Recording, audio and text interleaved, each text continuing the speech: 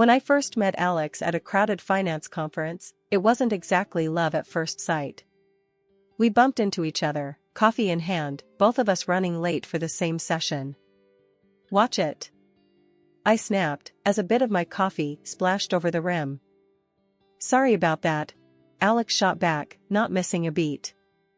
"Guess we're both trying to cram knowledge in at the last minute, huh?"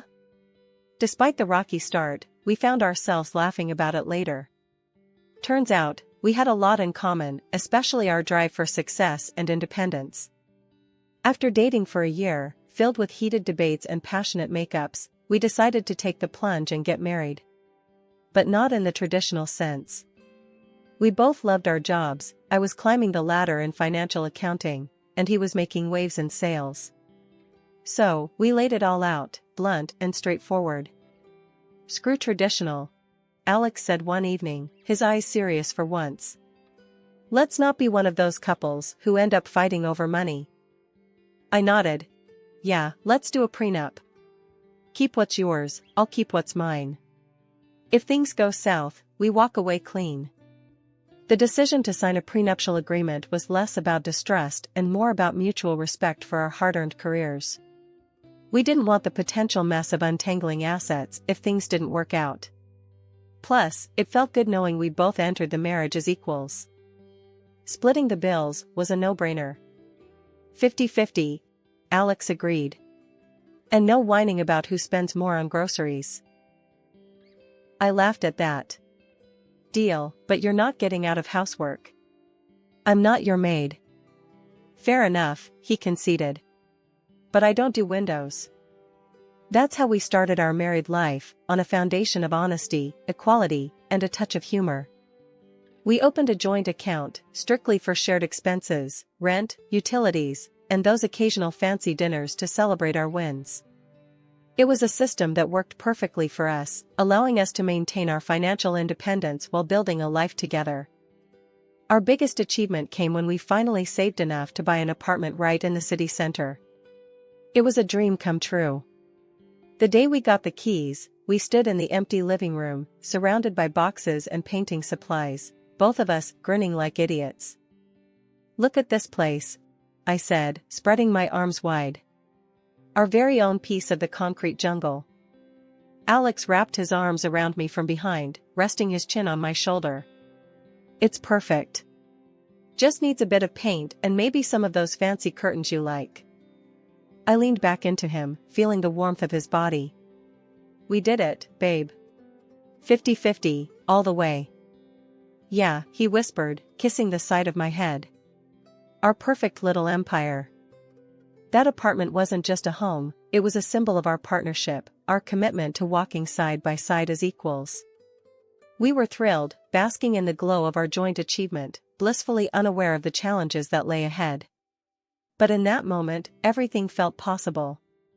We had each other, and that was all that mattered. Life with Alex started off on cloud nine. We were the perfect team, or so I thought. We were both climbing our career ladders, supporting each other, or at least that was the plan. Things started changing when Alex's mom, Mrs. Thompson, began dropping by more often. I never really clicked with her. She had this old-school vibe about women's roles, and me working full-time didn't sit well with her. One evening, as I was slogging through spreadsheets, Alex and his mom were in the living room, whispering. I could hear bits and pieces, her voice sharper than a knife's edge. I finally took a break and walked in, just in time to hear Mrs. Thompson say, "Emma's always buried in her work. Doesn't she know a wife should care for her husband?" Alex, bless him, tried to play peacemaker. "Mom, things are different now. Emma's job is important to her, and it helps us out a lot." But Mrs. Thompson wouldn't have it. "Back in my day, we knew our priorities. Your wife should be at home, making sure you're looked after, not glued to a computer screen." I couldn't bite my tongue any longer. "Mrs. Thompson, I respect your views, but times have changed. I'm not just going to sit at home." Alex and I agreed on this lifestyle before we got married. Alex chimed in, trying to smooth things over. "Yeah, Mom, we're doing things differently. We're partners in everything. Mrs. Thompson scoffed. Partners? A woman's place is in the home, not competing with men. Look at your sister, a proper woman, caring for her family. That hit a nerve. Being a proper woman doesn't mean giving up on my career or ambitions. I shot back, my patience wearing thin. The conversation ended with Mrs. Thompson huffing. Well, I just hope you know what you're doing. A family needs more than money. After she left, Alex and I had a heart-to-heart. Babe, you know I'm on your side, right? He said, taking my hands in his. My mom's from a different time. We'll do things our way. I nodded, wanting to believe him. I know, Alex. But it's not just about your mom.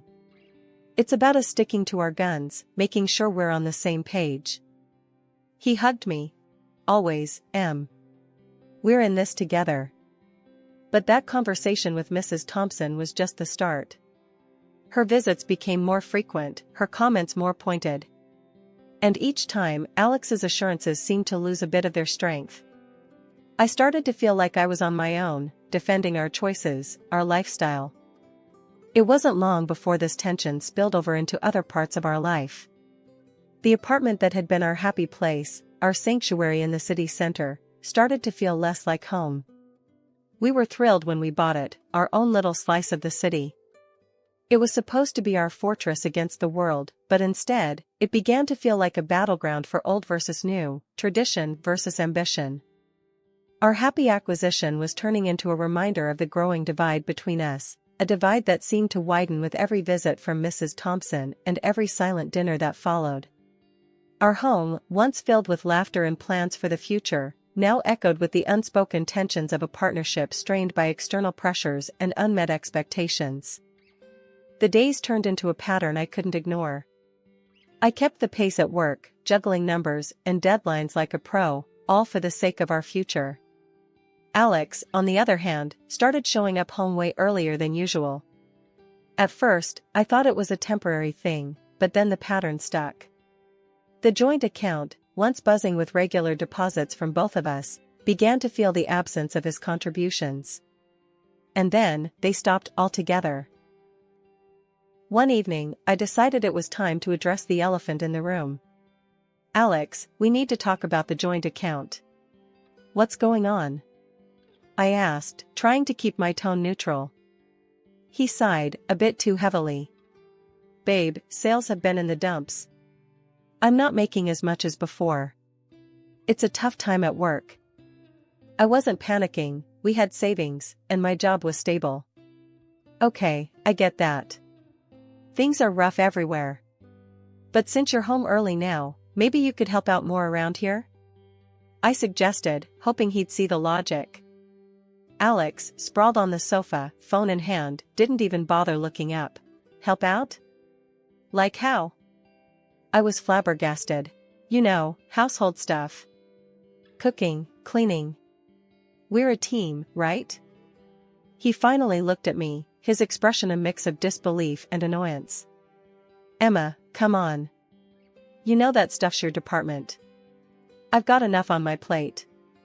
My jaw dropped. My department? What century are you living in, Alex? I'm working just as hard, if not harder. I thought we agreed to share responsibilities. He shrugged, his attention already drifting back to his phone. That's different. You're better at it, anyway. That hit me like a slap. I was counting on an equal partnership, not this outdated script he was suddenly following. I can't believe what I'm hearing. Is this really how you see our marriage? Alex let out a frustrated sigh. Why are you making such a big deal out of this? It's just how things are. Just how things are? I repeated, my voice rising. No, Alex. That's not how we agreed to things. I'm out there busting my ass every day, same as you, or at least I thought so. And then I come home to a second shift, because you've decided you're too good for woman's work? He didn't respond, just kept his eyes on his phone, and that silence said everything. I was seething, hurt, and suddenly very alone in what I thought was a partnership. This wasn't the deal.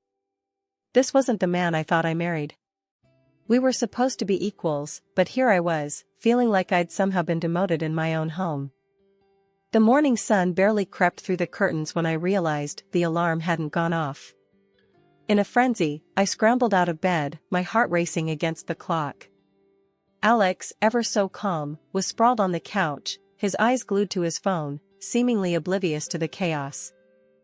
"Alex," I pleaded, half-dressed and struggling to find my other shoe. "I'm running late, and it's going to be a marathon day at work. Can you please handle dinner tonight?" My voice was a mix of hope and desperation, clinging to the slim chance he'd step up. He spared me a brief glance, his attention tethered to the screen. Yeah, he mumbled, a non-committal grunt that did little to assure me. "Got it, dinner. Sure." I paused, the knot in my stomach tightening. "You mean it, right?" Because last time, the memory of coming home to an empty table flashed in my mind, a silent testament to forgotten promises. Alex's annoyance was palpable as he cut me off. I said yes, didn't I? "Go on, don't worry about it." His dismissive wave was the final nudge out the door, leaving me to rush into the day with a heavy heart. The hours at work were a blur, each task piling atop the next, leaving no room for breath or thought. By the time evening wrapped its fingers around the city, I was spent, my body and mind crying for respite. The thought of coming home to a warm meal offered a glimmer of comfort in the exhausting routine my life had become. But the apartment greeted me with silence, an eerie echo of my solitude.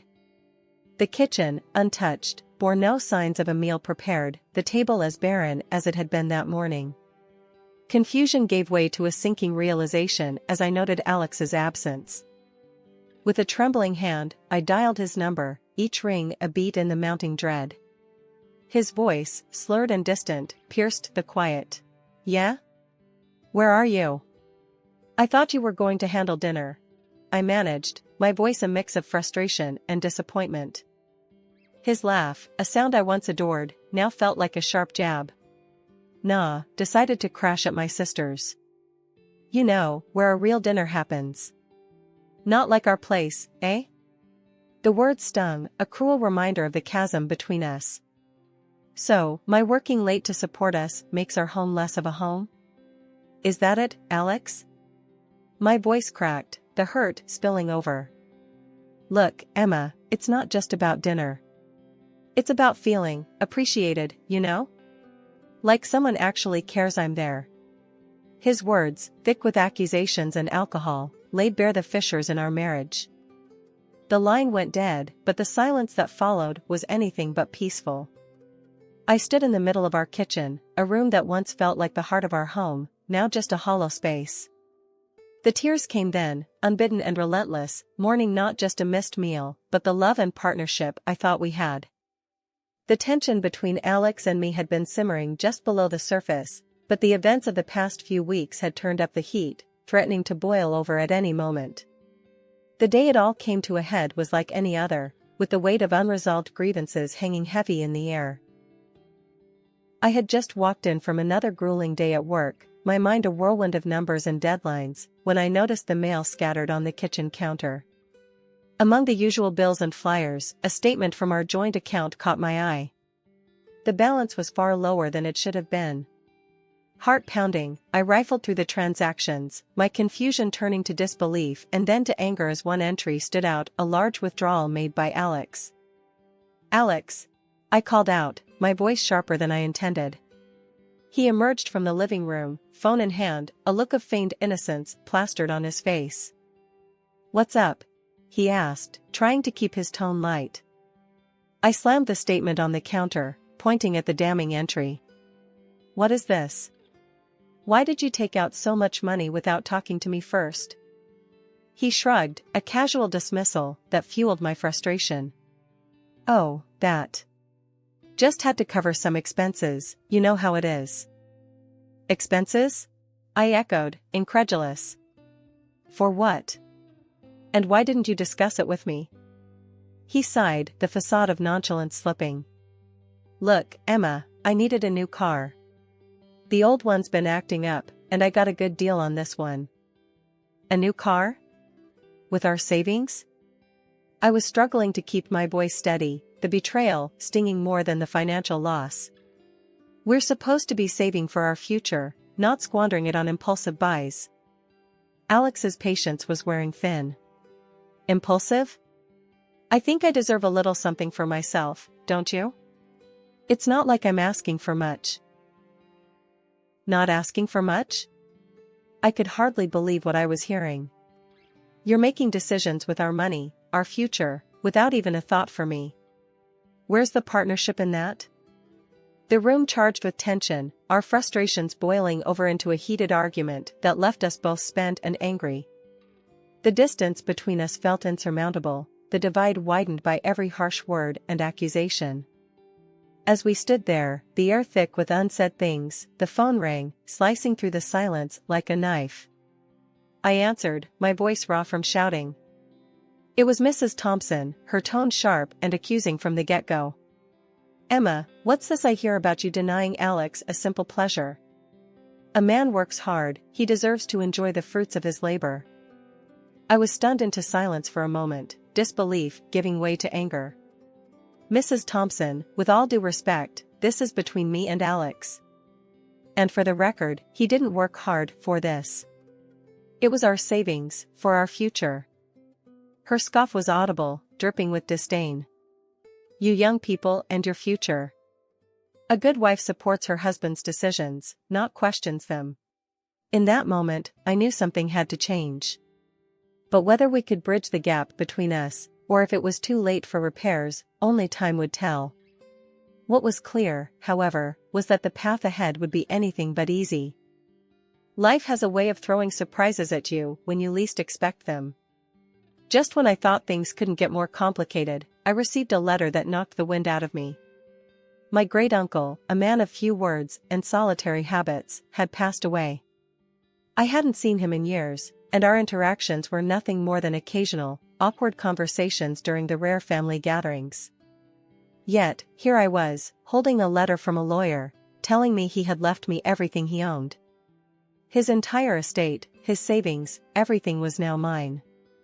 It was surreal, to say the least. I remember staring at that letter, the words blurring as a mix of emotions washed over me. Sadness, confusion, and a creeping sense of responsibility I wasn't sure I was ready for. And then there was Alex. His reaction to the news was like he'd hit the jackpot. Babe, do you realize what this means?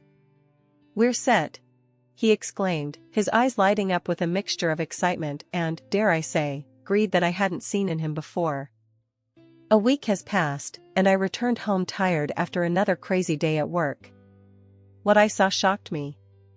There, in the midst of what should have been an ordinary evening, was my husband, Alex, beaming like he'd won the lottery, surrounded by his family, all of them basking in the glow of my great-uncle's unexpected generosity. Look who's finally home! Alex exclaimed, thrusting a glass of champagne into my hands, his excitement palpable. We're celebrating your big windfall, babe. The sight of the lavish spread from the city's priciest restaurant laid out on our table, and the merriment in their eyes, felt jarringly out of place. My mind raced, trying to piece together the surreal scene before me. Quit my job today, Alex announced proudly, as if he'd just made the most normal decision in the world. Why work when we've got this fortune, right? His grin widened, oblivious to the shock that must have been written all over my face. His parents, his sister, her husband, their kids, all were there, acting as if they'd just won the jackpot. And then, as if on cue, Alex added, "Oh, and before you join us, the dishes won't wash themselves, you know?" Laughter erupted from the crowd, a chorus of approval at his joke. But to me, it sounded like nails on a chalkboard. Fury coursed through me, hot and unstoppable. Here I was, after a day of grueling work, expected to play the maid at my own celebration? It was madness. I was on the brink of unleashing a torrent of anger, ready to set things straight, when Mrs. Thompson, ever the matriarch, called for a serious conversation. Dragging myself to the armchair, every ounce of my being screamed in protest. What could she possibly say that would make any of this better? My mind was a whirlwind of indignation and disbelief. Were they really so oblivious to the audacity of their actions? Did they see me as nothing more than a benefactor for their whims? As the absurd proposal hung in the air, courtesy of my mother-in-law, suggesting we use my inheritance to build a colossal house for what felt like the entire clan, I could only stare in disbelief. The idea that not only would we all live together, but that this would somehow excuse the entire family from ever working again, was ludicrous. Alex, beaming as if he'd just unveiled the master plan of the century, chimed in. Think about it, babe. We'd never have to worry about anything ever again. The room was filled with nods and murmurs of agreement, as if they'd all been let in on the plan before this moment. As I looked around at these people, my supposed family, I felt more like an outsider than ever. Breaking the celebratory bubble with a voice steadier than I felt, I said, I'm filing for divorce. The room fell silent, the air thick enough to cut with a knife. Alex's smile faltered, his parents' jaws dropped, and his sister's glass of champagne paused midway to her lips. My mother-in-law, always quick on her feet, laughed dismissively. Oh, darling, even if you do, the law's on our side. Alex gets half of everything you've got. Her smug assurance was the last straw. Actually, I countered, a bitter laugh escaping me. Our prenup says otherwise. Alex gets nothing of mine if we divorce. The shock that rippled through the room was palpable, their wide eyes meeting my firm gaze. And another thing, I continued, my voice gaining strength. I'll be taking all the furniture, every appliance, everything I paid for. And Alex, you'll be hearing from my lawyer about the unpaid bills and expenses you've conveniently ignored. The fantasy bubble they'd been living in burst right then and there. One by one, I watched as their faces fell, the realization that their free ride was over dawning on them. Without another word, I ushered them towards the door, their protests and pleas falling on deaf ears. As the door closed behind the last of them, the silence that enveloped the apartment was suffocating. Yet, beneath it all, a sense of relief began to wash over me. I was free from the expectations, the manipulations, and the sheer audacity of a family that saw me not as a person, but as a means to an end. After the dust settled on the courtroom battles and the ink dried on the divorce papers, I started anew in the house my great-uncle left me. It was a fresh start, a chance to rebuild my life on my terms, free from the constraints of a marriage that had become suffocating. Alex, now living with his parents, found himself grappling with the realities of a day-to-day life that required him to work, really work, for the first time in a long while. Every so often, he'd call me, his voice tinged with a desperation I hadn't heard before. Come on, can't we just wipe the slate clean and start over? He'd plead, the echoes of his once confident demeanor replaced by uncertainty. His mother, too, took to calling me, her tone uncharacteristically sweet, a stark contrast to the sharpness I'd grown accustomed to. Dear, wouldn't you reconsider? For the family's sake? She'd coo, as if the words could erase the past and mend what had been broken. Each time, I couldn't help but laugh, a sound of freedom and relief. No, thank you. I'd reply, my voice steady and sure. I'm quite happy with where I am now. And happy I was. With the chains of a loveless marriage behind me, I found joy in the simple things.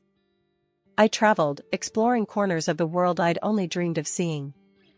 I threw myself into charity work, finding fulfillment in helping those in need, both people and pets alike.